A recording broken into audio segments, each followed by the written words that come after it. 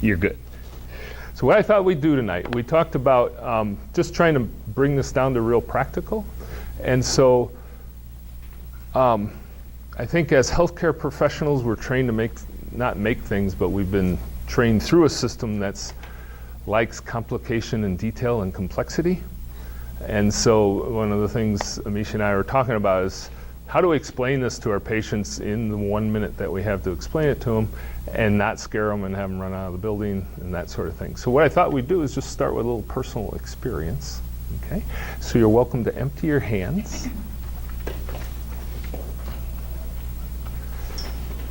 And what I'd like to do is just take you through a little breath awareness exercise that I would use with patients. That's a nice introduction.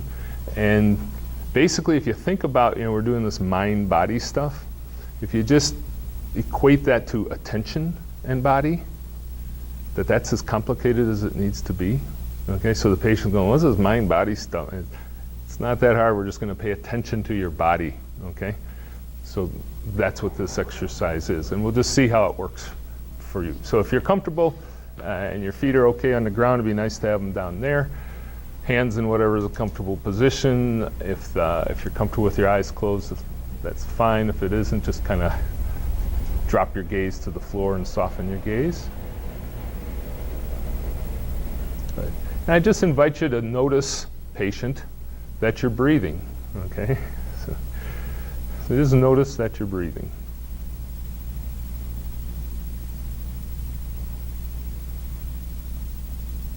Notice any tendency to want to change it and try and avoid that. Just notice that breathing's taking place.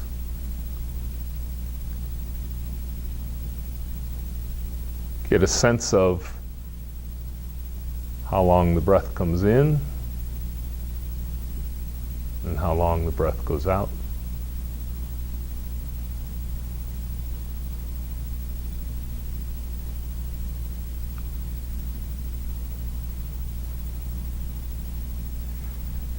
And then notice what part of the breath can you notice through your nose and your mouth.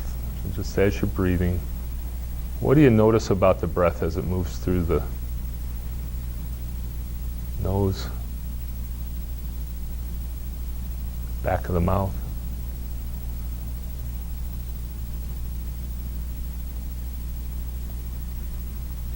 And then just can you pay attention to how far down into your body you can feel the breath go? Don't make it go down there, but just notice, does it go to the back of your throat, shoulders, chest, belly?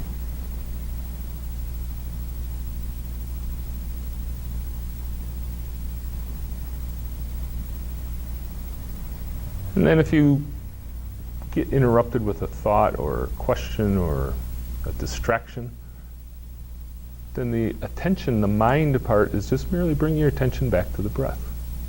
And you score a point every time you notice you got distracted. That's how you win.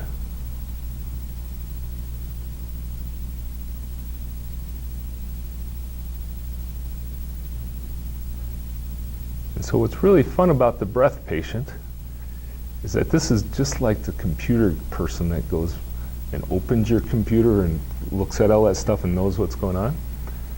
Well, that's what your breath can do for you to get into your own system, your nervous system, your body. And so it's a really powerful practice just to keep bringing the attention back. So we're gonna kind of poke around in that amazing body by just playing with a couple aspects of breathing. So as you watch the breath come in and then watch the breath go out, is there any sense of maybe pulling the breath in and maybe pushing the breath out?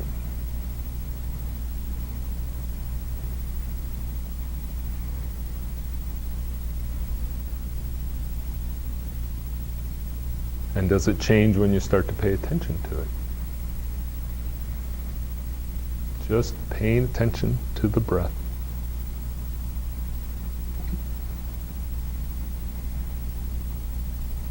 Then what I'd like to invite you to do, Ms. Patient, is to see if you can let go of the breath and just let it come to you rather than pull it in.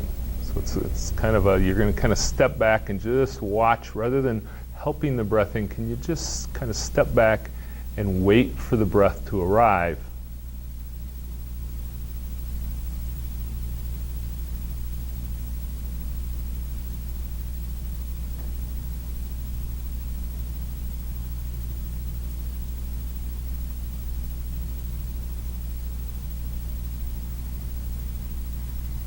And then having played with that a little bit, what does it feel like if instead of any kind of a push or help with the breath out, if you just completely let go of the out breath, you don't do anything and you see what happens? So can you keep your mental hands off of the out breath? Just sit back, completely let the out breath happen by itself.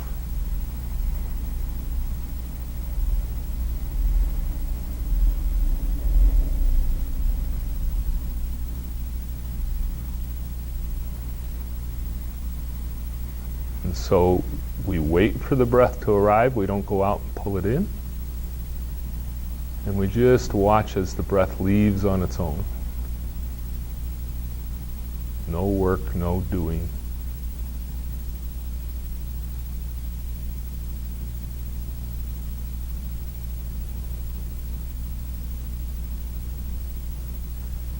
And then just get a sense of the arch of the back of your mouth, your back teeth. And on the next couple of breaths out, can you just imagine that softens or dissolves? So what would it feel like? Does that change what happens with the breath? So as you breathe out, those teeth just kind of float away.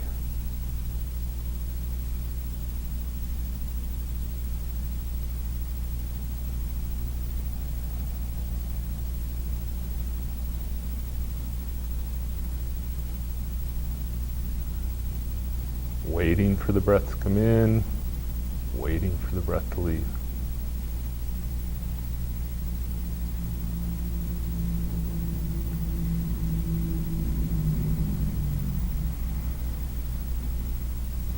And then gently take your attention.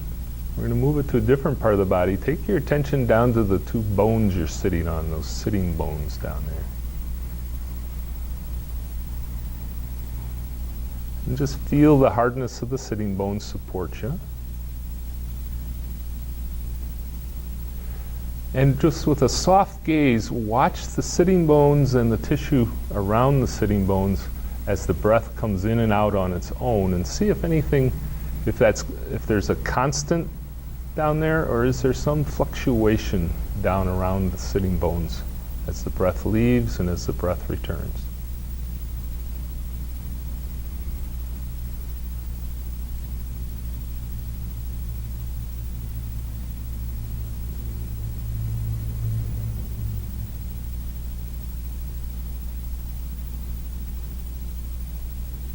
And then if it's comfortable and you feel like you're getting enough breath, what happens around those sitting bones if you let just a little more breath out? So just a little bit past the passive part, just a little bit more. Does anything happen that you notice?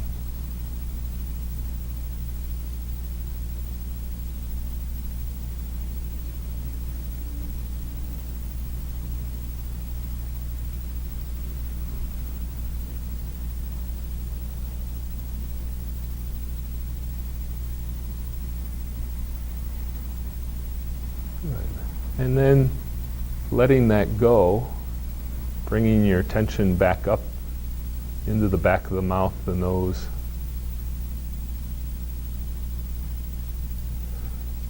Is there a space between your breaths? So the breath comes in, is there a little pause before it changes direction? Or as the breath falls out, is there a little pause? Just notice the quality of any space that might be between the inhale or the exhale.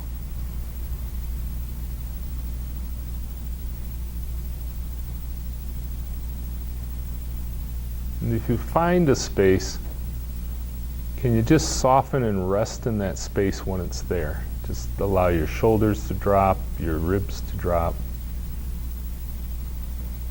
tongue to soften. Just rest in that quiet space.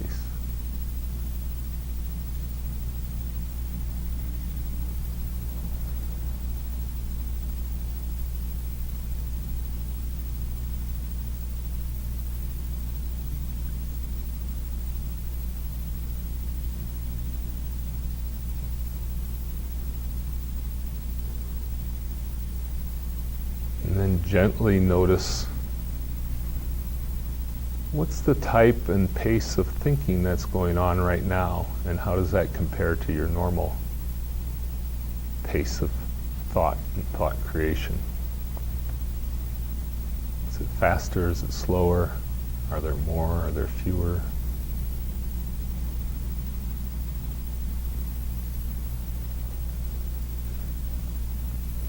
And from that activity, can you go back into that space between the breaths? So can you return to that little bit of space and just rest in that?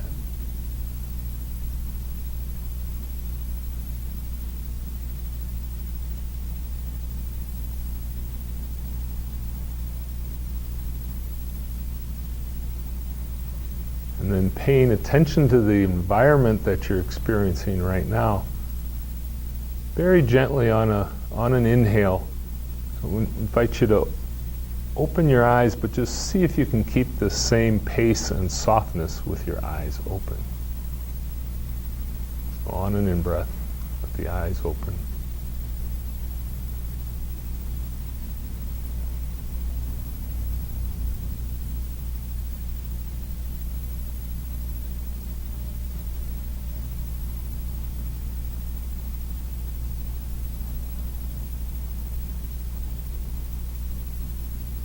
And so that's kind of how I introduce it. Did you feel your whole breath just turn there?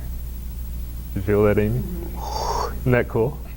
It's like breaking up the concrete of the day. I'm sure a lot of other people did it, but I just happened to. Yeah. And I love that feeling when it's just like, I didn't do it, but the whole system resets, right? Yeah. Yeah. So that's as complicated as it is. Move attention, and it's just kind of building off of what when Pauline did hers too. But if we keep it that simple, it isn't scary. But do you have some sense of how it shifted your system too, from the busy day and the commute and everything else? And the complimentary yawn, ultimate compliment to the yoga teacher. Parasympathetic flow, right? So that's part of how I introduce breathing in a safe, non-complicated way. It's just pay attention for a couple minutes and then move attention, and when you lose attention, bring it back. And that's the mind, and it's just attending to, connecting to different parts of the body, and you can obviously play with that as far as what the condition is you're working on and where you're trying to enhance awareness and attention to. I feel like I really don't even talk about the mind body. I mean, we're just doing stuff, and they get it. And the worst, we just make it complicated and make people like, oh, what's this about? You just breathe and pay attention to parts of the body, and everybody's okay with it. Nobody's questioning it. Exactly. Yeah. So even with a very conservative patient, can you kind of sense the effect of the treatment, the effect of the intervention? I mean, that's a sweetness of a state that people don't typically experience, and it's something that they can essentially recreate on their own time after time too. So, did anybody experience a difference between attending to the mouth and then down to the sit bones and back and forth, or connection that way? Yes. What did you notice? I noticed I have a lot more movement down in the pelvic area, a lot more movement on the right side than on the left side. Not a lot of sensation. Really took a lot more attention. Maybe it's just because I'm quite practiced at paying attention down there for a while. Mm-hmm. But yeah, there was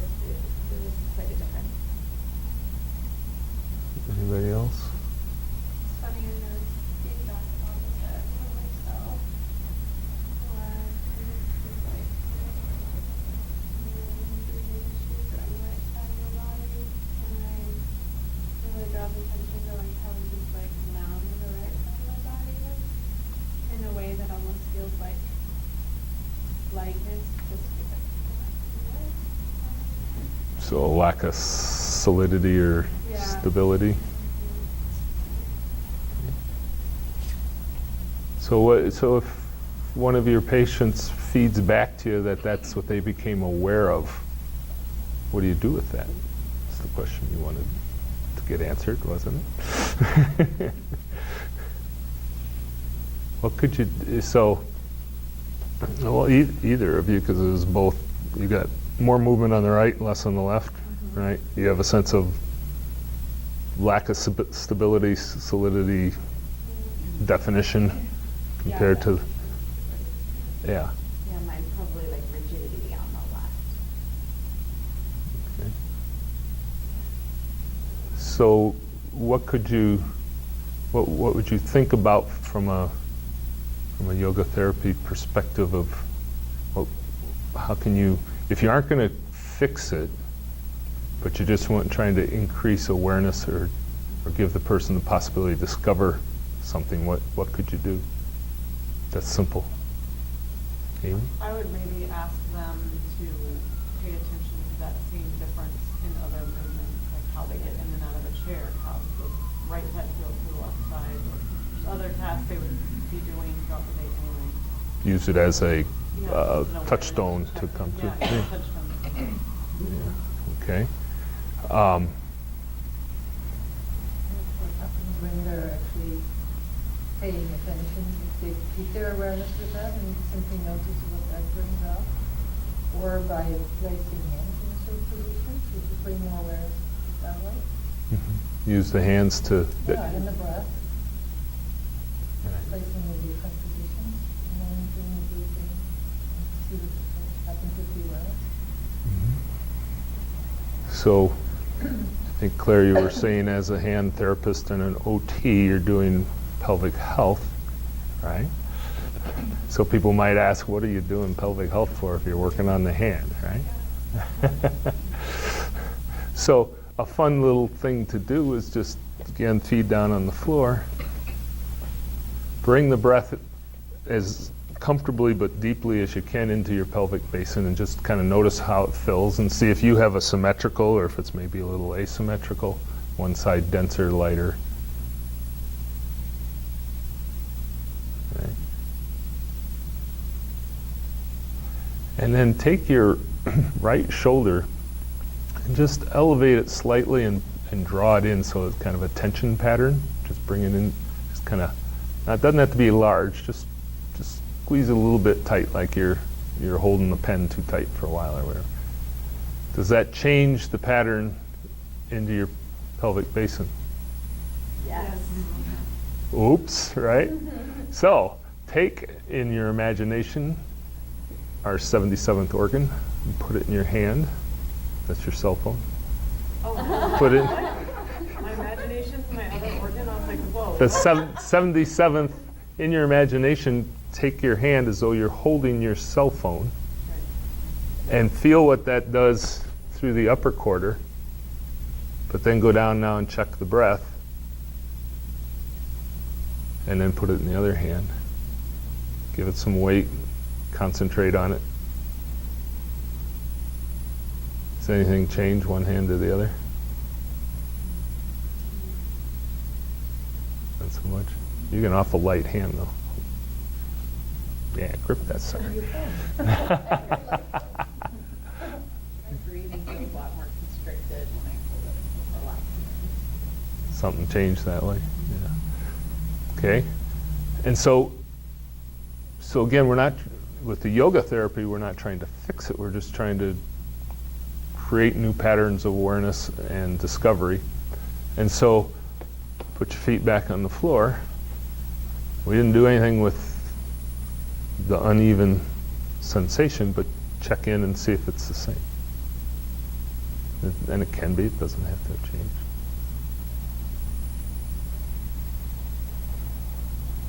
Just like it was? What?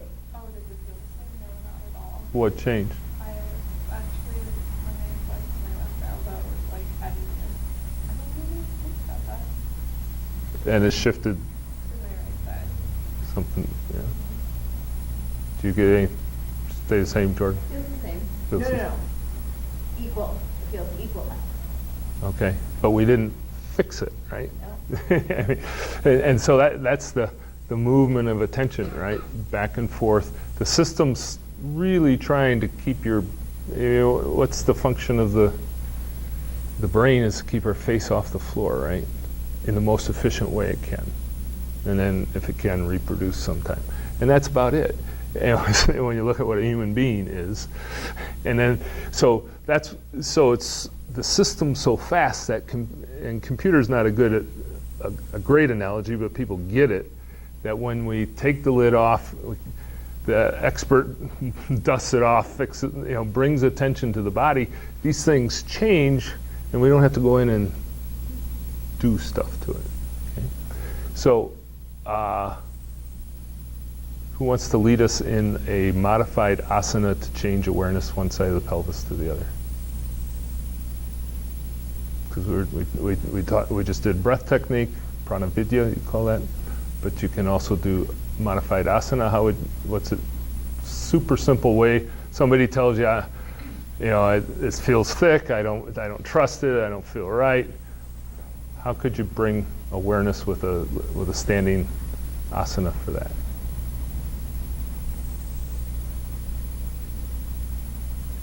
There aren't any right answers.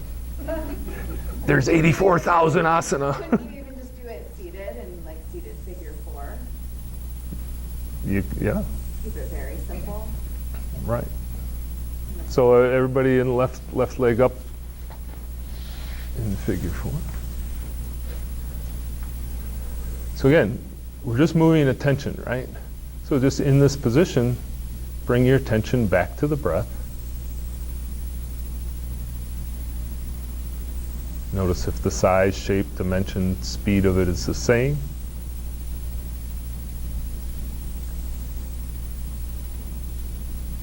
And now watch it as you gently hinge from your hips a little bit forward. Just come a little bit forward, but just watch what happens to the breath when you come forward.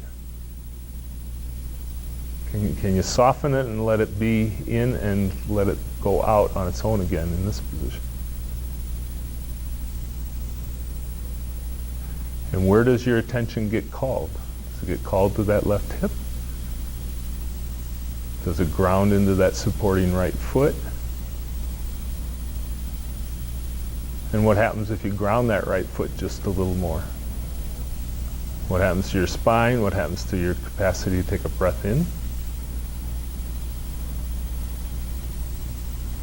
And is there space, and does it feel safe to hinge just a little bit further forward?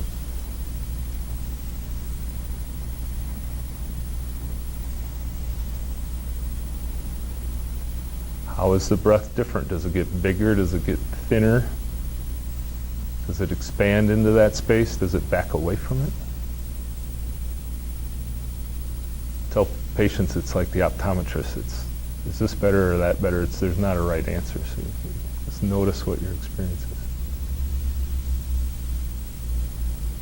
Excellent. And then just nice and easy, on an inhale, lengthen the spine, sit back onto the sit bones. And then pay attention as you uncross that leg. Put it back on the ground. Close your eyes. And just sense left leg, left hip, left sitting bone, and then right. And now as the breath goes in, does it come in the same to each side, or does it have a bias towards one side?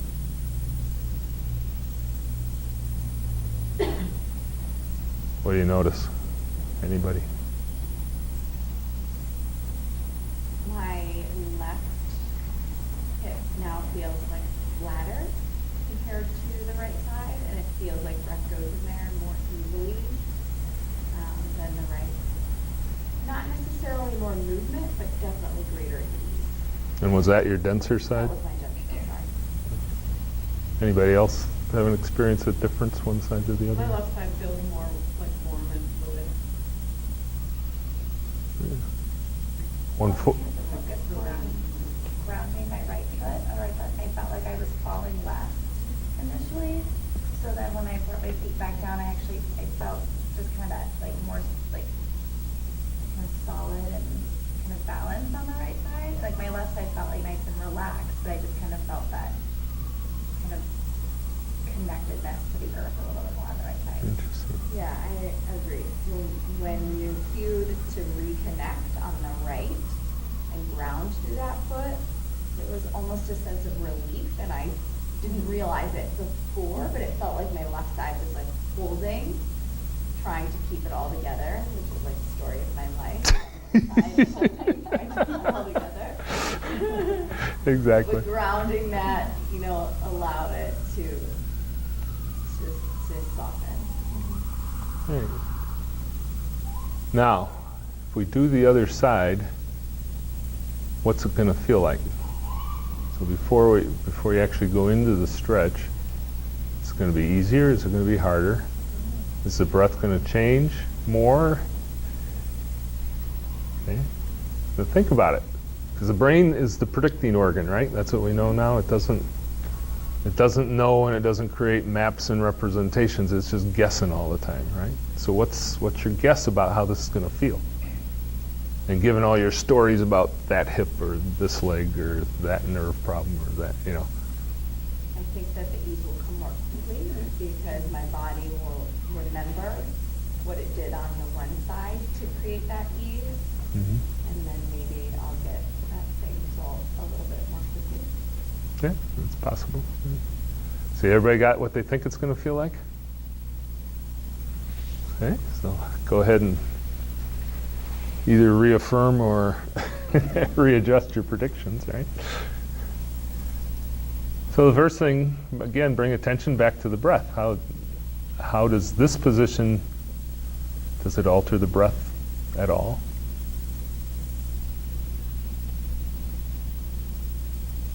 Can you drop back into that quiet space of breath that we played with at the beginning?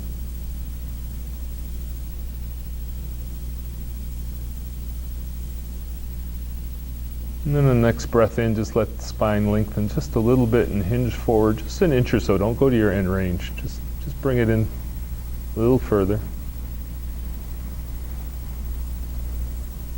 And what are you doing with your hands that you did? Is it the same thing you did with the other side, or have you done something different with your hands this time? And how about Mr. Tongue? What's he doing? The lips.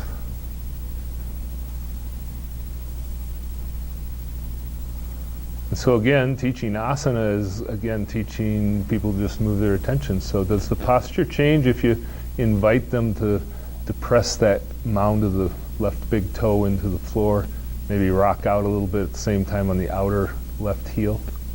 Kind of get the 4 points of the foot grounded on that left foot. And as you do that, what happens up in the pelvis? Does it shift a little bit? Something turn or stretch at all? And on the next out breath, can you just let that right knee kind of soften down? Do you have to hold it up so close to your chest? Can you just kind of let it drop out?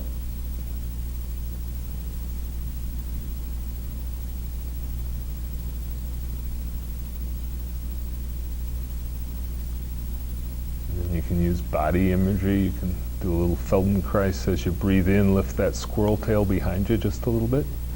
Pick it up. What happens to your whole spine when you lift that tail behind you? And as you breathe out, can you lengthen out just a little farther over the lead leg there?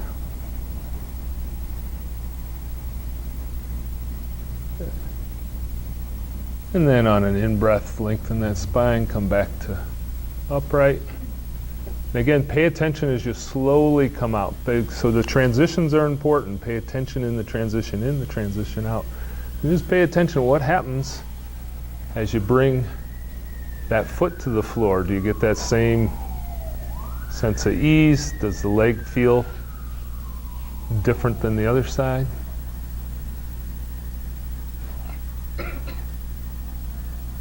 What's your breath doing?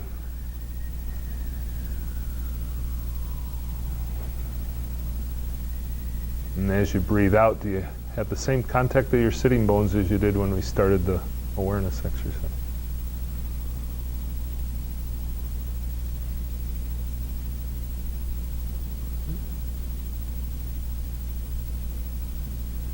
Anything different, Claire?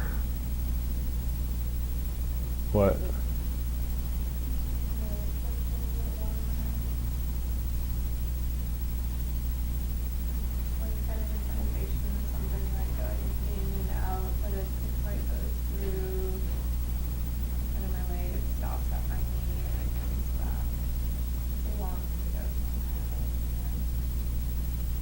Yeah, but it's different. Good, yeah. Yeah. So was there any threat with doing that? And you always want to check in, of course, make sure it's not threatening. So how's it going to feel when you stand up in a second? What's your brain think it's going to feel like? And what's your tail going to be doing? It's going to be up in the air, alert, ready to go? Or is it going to be soft and on the ground, someplace in the middle? What's that going to look like? And so paying attention, just nice and easy.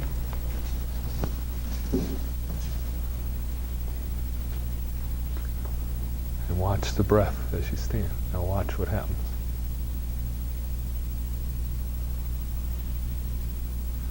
Because this is a lot trickier. The brain goes, oh crap, we could fall from here. We're not on a chair, right? So do you tighten up in the throat? Do you tighten through the hips, groin? Can you keep that same softness you had and let that heaviness now translate down into your heels?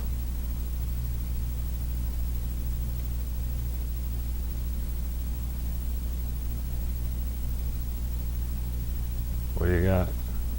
Is this the way you usually stand around the clinic, the office?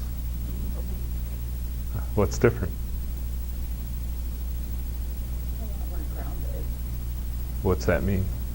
So you always go, grounded is a nice word, but how's that feel? What does that feel like? Like a lot heavier and stable through my feet. Okay. Balance. Not as shaky. Yeah. Are you as fidgety as you normally are? Right, so it's Tadasana, right? It's mountain. We put a characteristic of mountain in there, right? And so you can share that with a patient. You know, it's kind of funny in yoga they call this mountain, but can you feel how you're kind of like one of those peaks out there now? You're a little more grounded. And what's the pace of thought and ideation? Is the rat wheel spinning as loud and squeaky? Right. And then how about Jordan and Claire as you shift a little bit and kind of feel through that? Anything, since you guys had the most asymmetrical experience?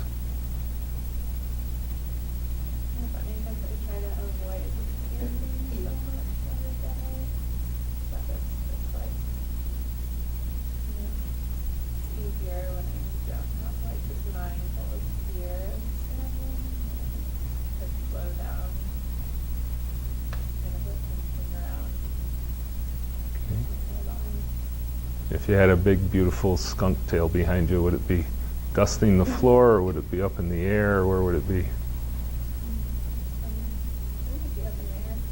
Can you set it down? Soften your knees just a little bit.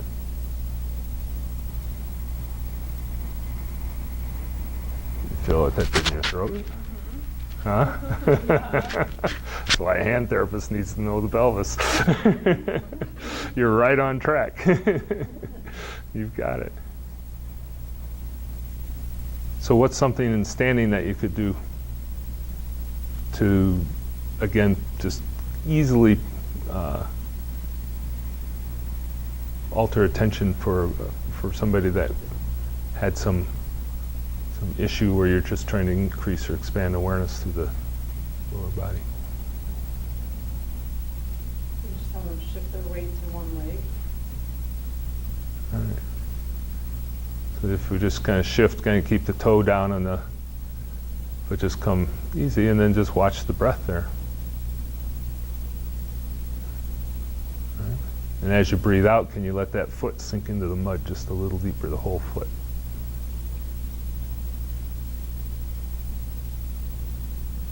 And then if we go to the other side, is the ground is solid or is it softer on this side? The bones more up off the floor, or are they down into the floor? If you're not sure, go to the optometrist. You get to go to the other side. Which one's softer? This side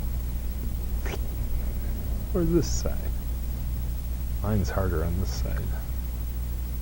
It's like this drops right in. And so for me, it kind of brings more attention to the fact that I don't want to bear weight through this left side. Like it feels better over here, which is usually where I stand. And so if you don't want to, does that have an emotional quality to it? Maybe nervousness. Apprehension? Yeah. Just a little bit of lack of trust? Yeah. Whereas as you go to your good side, can you feel like, oh, that's my pal. She's got me, right? This side, I'm not so sure. Right? But again, kind of playing off of what Amy said, then, if that's the case, where this is, one side is the safer, stronger leg, then what do you want to encourage them to pay attention to during the day?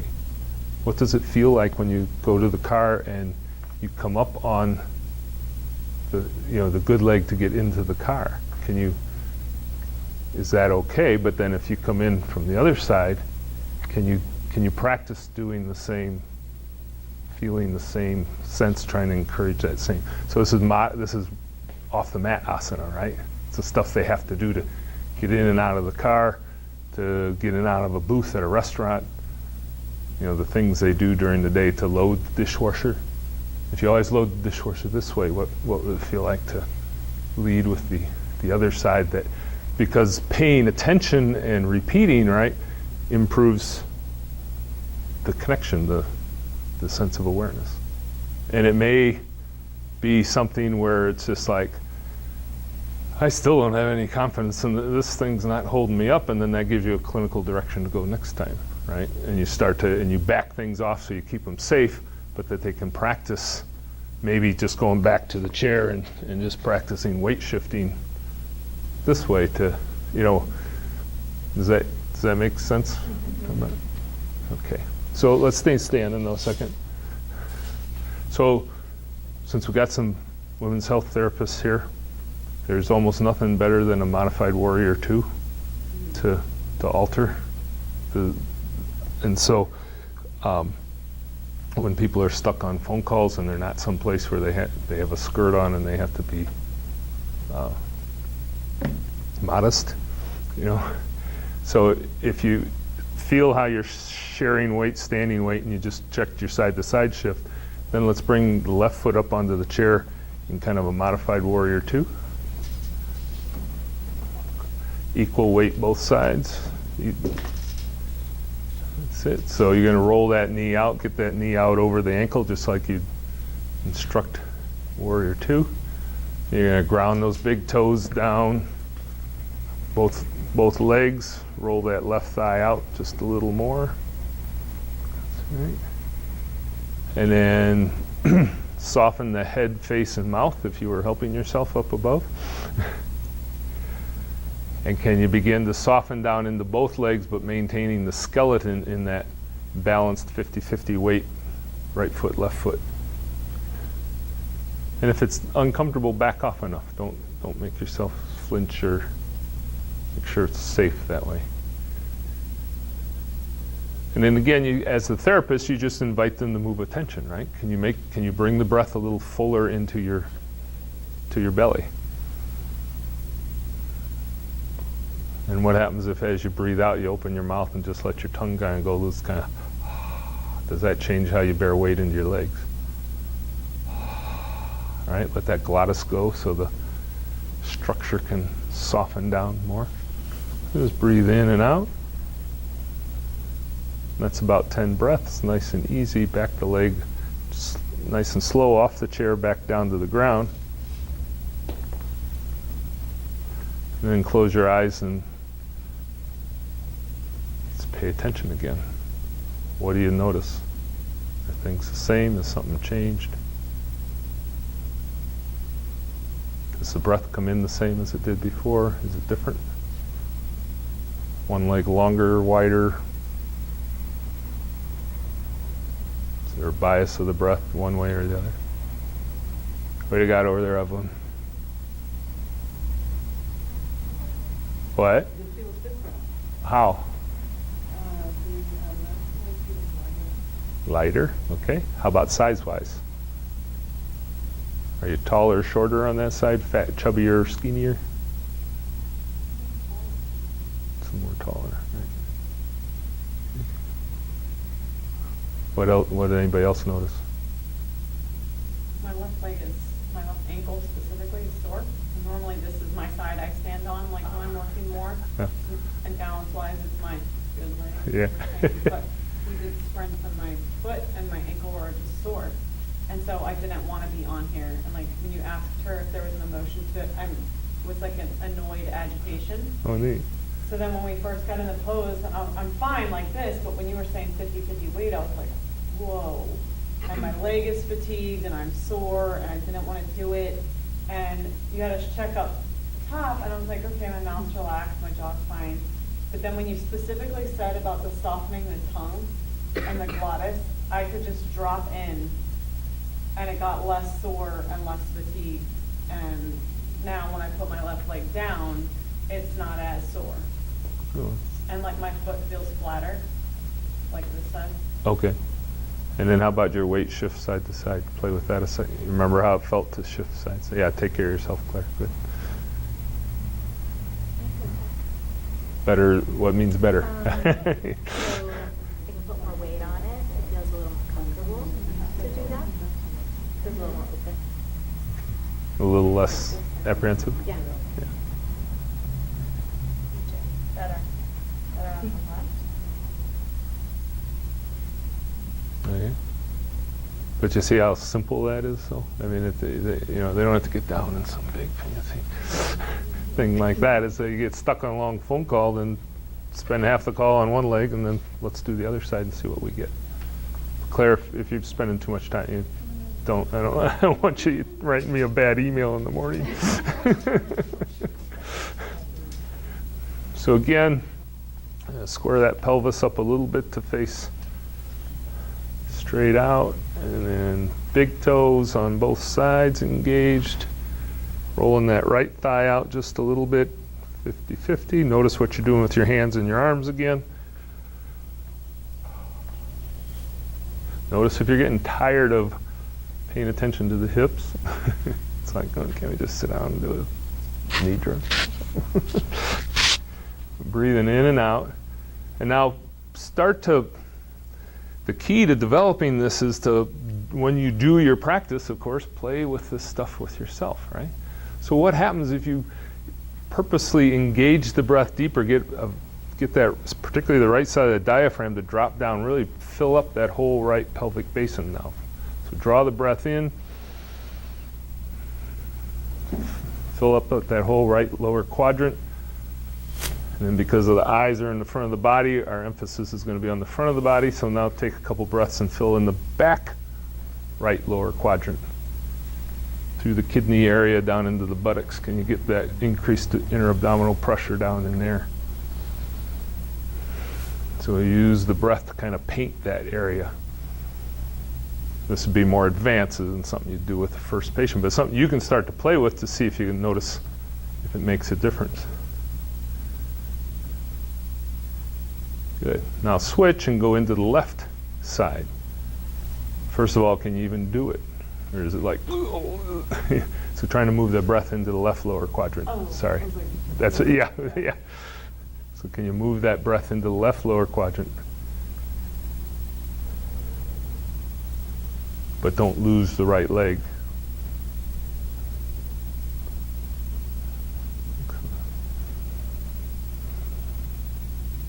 And again, the ah of Aum opens that glottis maximally, right? And so what happens if you just, on the next couple of exhales, just do a nice soft ah with an open mouth. Ah. And can you let your weight fall into both feet as you do that? Ah. And if you don't want to make a sound, what's that about? Another whole issue. Ah. So it's just kind of the universal letting go sound, right? So it doesn't have to be weird or anything, but we just know that Good. And then nice and easy, pay attention as you transition back to the floor. Come back to stance and just close your eyes, pay attention to what you feel. Notice where the tail is now.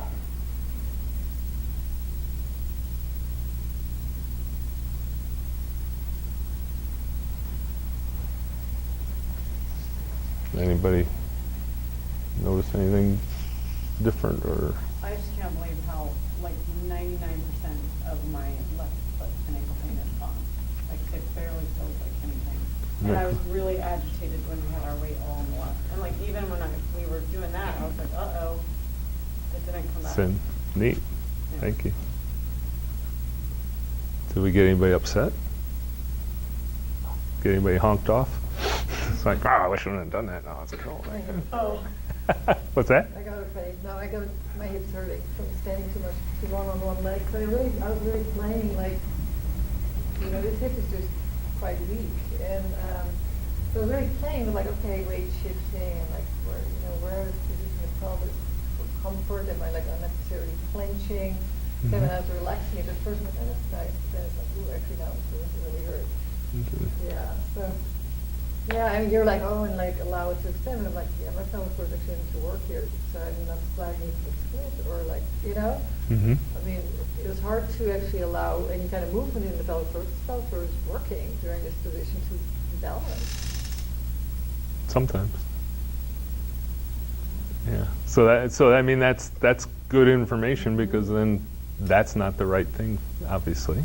Yeah. And so what you might do then, if this was your patient or whatever, then what do you do? Therapeutic approach is, oh, let's unload her. Let's get her on the floor, foot up against the wall, and then put a bolster or a chair down there, and let's just play with, can we engage this and just start to feel what feels like an equal contribution for her, but we take her out of load, right? So that because that was a threat. It was like, and not a big threat, but there's not going to be any motor learning going on if it's like, And so when you hear that kind of response, it's like, oh, okay, this is, first of all, it's great. We found something, right? Because this stuff's showing up in their life as part of their challenge. But can we then create a way to be in it and be safe and be comfortable and then build back out just like we would in any other therapeutic progression like that? Does that make sense? And we shorten the time, we shorten the intensity, we lower chair, we might just do it this way, The regular warrior feel be just fine, right? Right, yeah, exactly. Do the habit. Right. Good. So go ahead and have a seat if you like to. So that was just, I was trying to make it real straightforward and simple. But the key, like I said, is just in what you do when you step on the mat in your own practice, or during the day as you're sitting there working on the sixth patient the afternoon. It's like, can you start to move your breath? Can you start to notice what you're doing, and then maybe play with and notice what brings a better quality of breath, more comfort for you, more attention in the relationship. If your mind keeps drifting out of the room, something's going on. Okay, so can you get back in your bones so that you can be there for the person that's there with you?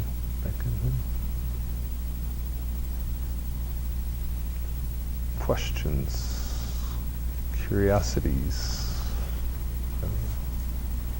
Anything? This is very cool, I think, to do yoga poses this way, with so much awareness, and that to me is the joy of yoga. I really don't know how anybody can like vinyasa flow, because it's like, oh, that was so stressed out at the end.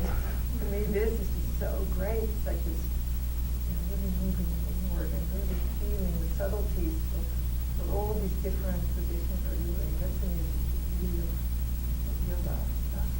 Yeah, and sharing with the patient that this is a really cool landscape in here. We just never look at it. But it's like this garden you've never explored, and you spend time and pay attention, it's more and more fascinating how, and how do we explain that Amy's foot feels different? Well, we don't have to, because her system's so smart, it doesn't want to hurt, and it wants to keep her upright, and it's going to figure it out, and we don't have to worry about that. We have to pay attention to do the practice, right? And then from that, keep gaining newer levels of awareness, and that's really the practice. And then if fear avoidance, apprehension, those kind of things come up, it's just, oh, isn't that interesting? So we're always like, oh, cool, look what we found. It's like,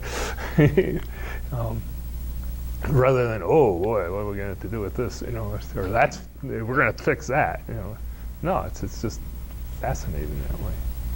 At the same time, though, I mean, if one doesn't explain the other, like, if, let's say she stands on the one leg, she feels wobbly, and I mean, on the one hand, there's the awareness. On the other hand, maybe there's really weakness, and we need to address that. Maybe there's, things on her mind ain't quite right, and we need to support that. I mean, it's not just like, wow, this is cool, and let's breathe more into that. I mean, that's one aspect, but I think there's, at the same time, room for all the other parts, Oh, sure. Because, I mean, maybe it's really hard to balance or because whatever, there's some other imbalance going on. So, I feel that sometimes we might go one way versus the other instead of integrating. There's the mechanics, and there's the energy, and there's the emotion. All of that needs to be combined. Certainly, yeah. Well, like you were saying, even with the definition, it's not necessarily either or, it's a yes and. Just be mindful of your words, be mindful of the choice, be mindful of why you're trying, what you're trying, and, all the things. And Right, exactly. I like the avenue, because the work I do with clients, we do talk a lot about breath and awareness, but I feel like this almost gives me a little bit of a back door of a way to bring up, like, was there an emotion attached to that, like, related to their breathing as opposed to just with the physical sensation, or just kind of another way to bring up more than just the structural. I think a lot of times they show up and they're just focused on pain, or they're just expecting structural, and as ways to get in and to bring their awareness to the fact that their emotions might be contributing to pain. I like that it gives you another way to bring it up or ask it without having to be direct or having to. Right. Yeah. Well, and I think there's a lot of value to that, because I think that a lot of people, when they go to PT or wherever, in like maybe a high volume clinic, right, they're not really fully heard. And so the emotions don't really come in. Like, you talk about pain, you talk about my shoulder hurts when I do this, but in reality, it could be, there's so many other things that when they go to open that shoulder, there is that fear and there is that nervousness. And I feel like it often translates to bigger things in their world too. Not that we're going to solve that for them, but they start to pay attention to that. And then it actually affects their shoulder function for the better. And see, I think you're already doing this just inherently.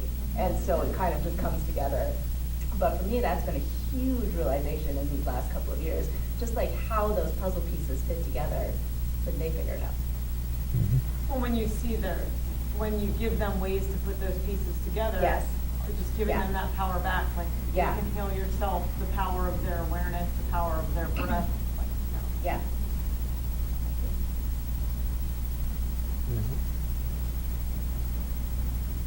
So how are you going to do this with lung transplant patients? What do they need? They have to learn how to breathe. That's all.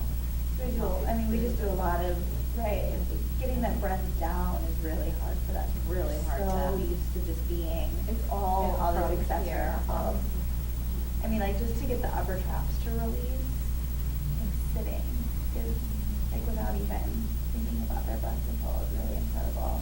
Mm-hmm. So I think that's really a great idea, kind of how does that make you feel, because I think a lot of it is anxiety based. Right. Yeah, especially in And that bring circumstance. that to, you know, and being okay with the fact that that is there and recognizing it. Yeah, and I would bet that they have almost no awareness of their pelvis or their feet. None. So to just forget about the breathing and get them doing some modified chair things to just start to, you know, get that platform so that, Coughing.